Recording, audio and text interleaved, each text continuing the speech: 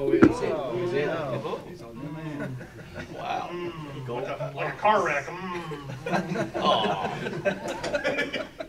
Love you, B. All right, guys. I mean, I know a lot of guys, Devin Lincoln said a lot of guys were doing with their hair. Is it a team thing? I think it's majority team. There might be a few guys that they don't want to do something to, which, I mean, we have really no issue with it. I mean, if they have a justified reason, it's just something that a lot of guys wanted to do and finally came to it and did it. Is this your first time going blonde? No, I've actually done it 2 other times. I did it in high school twice. You like being blonde? I was blonde as a kid, so I don't mind it. So what is a justified reason? I really don't know until somebody says it, but I mean, I'm not going to fight it too much. I mean, if a guy doesn't want to, get a crazy haircut or dye his whole head blonde, I have no issue with it. I mean, there were guys in high school that didn't even do it, so it's not up to me. Devin Harrison was kind of saying that it was the point of it was it doesn't look great, but it's not about me, it's about the team. Do you kind of see that kind of message with the whole hair thing? Yeah, I mean, a lot of guys got out of their comfort zone. A lot of guys got mohawks or just something different than a traditional haircut. So I think it's a lot of guys just saying I'll screw everything and just have fun. Really, play like we're kids. So who is the best ones? Can you go down the list here? My favorite so far that I've seen is Jake Spargers. He got the red mohawk. I really like the mullets that a couple guys have, like Ryan Summers, Colin, and I think Fitzgerald. They all have mullets. Really, Cornrows. He kind of looks like Will Ferrell from Get Hard, but he didn't want to mess up with the his long hair. So I don't blame him. I mean, at least he did something. So that's what I like. All right, baseball question. Thank you. After the other night, just talk about yourself and kind of. I know we've always talked about your temperament and being even, but did the other night kind of get to you a little bit because it didn't feel like you had your best stuff? Yeah, I mean, the past 2 weeks, didn't have great stuff, but at Clemson, fought through it and still had a productive outing. I'd say, at least made 5 innings and kept them off the board. But you made some quality pitches the other night. They got hit. It happens in baseball. You make that perfect pitch where you want it, and then somehow a guy gets a hit or you don't get a call. So it's just how things go. You don't worry about it too much. I mean, you saw the results you wanted from the pitch. After that, it's out of your control, really. After a game like that, are you itching to get back out on the mound? Not necessarily right away, but you're mad at yourself, and you want to get back out there and get back to work. I threw a bullpen yesterday. I made some non-quality pitches, and I was upset with myself because I know in my heart and in my mind, like I should be able to make those pitches all the time, or at least not miss as badly as I had in some of those pitches. Yeah.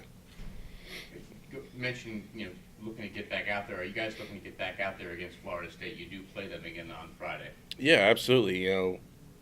They got the best of us. They came in and played a lot better than we did. I think we maybe we're trying to do a little too much. Trying to reach for some goals that we had. Maybe not as a team, or not individually, but as a team, not outspoken, but amongst ourselves, like just trying to do too much and not playing how we usually play, just thinking about other things. Any concern going into the tournament with the 3-game losing streak? Not at all. I mean, you go into – every team has their little slip-ups, but I think it's at a good time where you get a good amount of rest and you let your body and mind just refocus and get back into we're ready to play again when the time comes. Playing down at Slugger Field, it's a different atmosphere, and the wind is a little more variable down there than it is here. Does that change how you pitch, how you go into things? It could change, yeah. It really just depends on what's going on that day, and just how you're feeling. I mean, if you've got the stuff that you're beating them with it, and they're not making solid contact or anything, yeah, you could pitch a little bit differently. But then if they start hitting some balls hard, you might change your approach. But it's just all feel throughout a game. Have you had an opportunity to throw from the mound out there? I threw a short box in the bullpen, but I haven't gotten on the game mound yet. How do you talked early in the year and throughout the year about not letting the draft stuff get to you and not that. Do you ever read stuff about what people say about you, or do you try to even put all that aside or listen, that kind of stuff?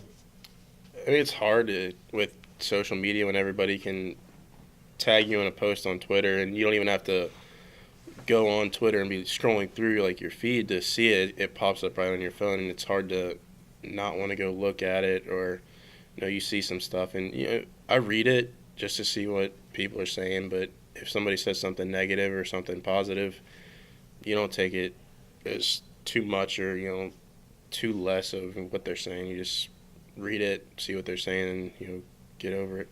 Do you guys look at the ACC tournament sort of the setup for the NCAA, or how do you approach that? Yeah, we see it as a time to get hot and play a lot of great competition. It's probably one of the toughest conference tournaments to play in when you're facing a lot of high-ranked opponents and teams that play well in certain scenarios.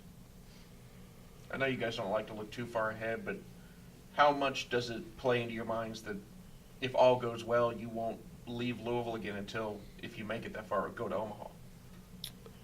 I think it's really like every other year, that I've been here. We've been a national seed. We've gotten to host regionals and super regionals. So you think it's just a great opportunity to be in a comfortable zone. You get to do all your treatment here. You get to sleep in your own bed. You get to have a pretty much normal routine of things you're doing. So it's a great feeling to know that you're here. You guys have been particularly successful in the last 2 years in the ACC tournament.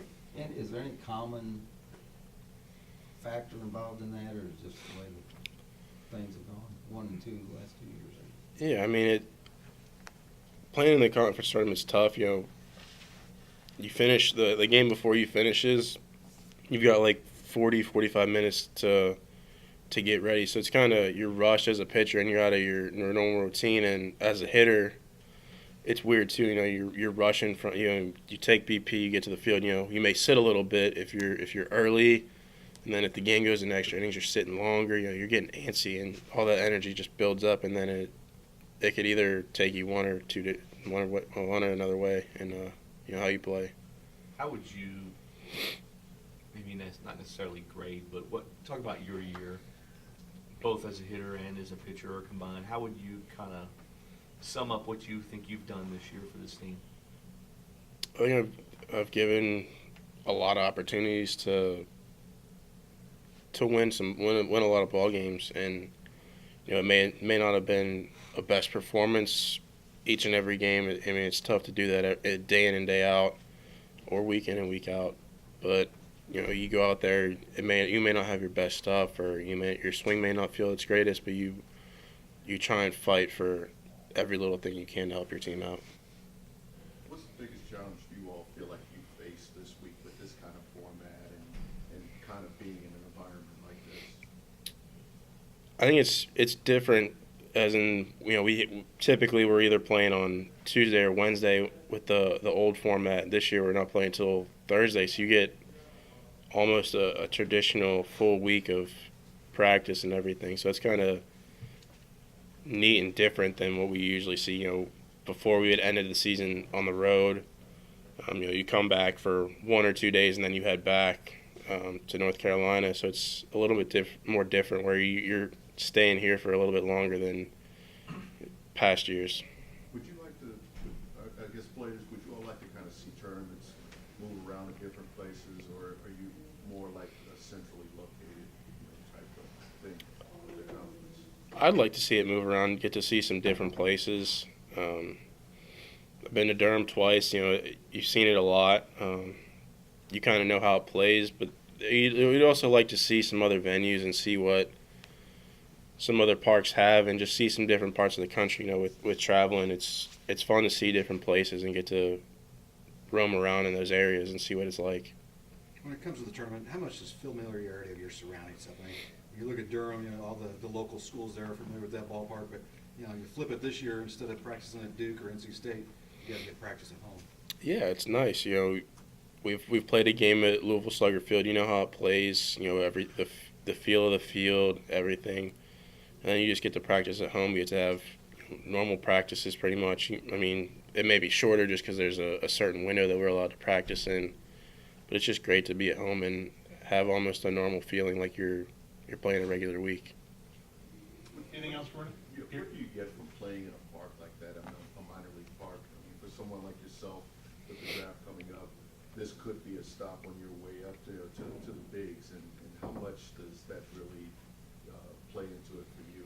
You know, how does that affect you?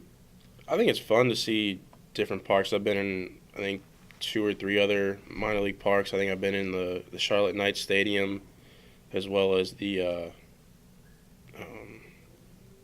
Durham Bulls, and I think another one, the Altoona Curve, playing in high school. It's just neat to be in those parks and see what it's like to play in a little bit bigger stadium than what you're typically used to. So you get that feel of, you know, there could be, you know, 10,000 people here, and it's gonna be a little different than, you know, 3,000 to 6,000 or 7,000, just depending on the day here. How badly do you want to play in that stadium this year? A lot. I mean, I've sat, you know, in the second row back there for 2.5, 3 years now, and I've looked at it every day, and you're thinking about being there and just getting to have that moment of feeling what it's like to play in front of 20, 30,000 people. Anything else? All right, Coach McInerney.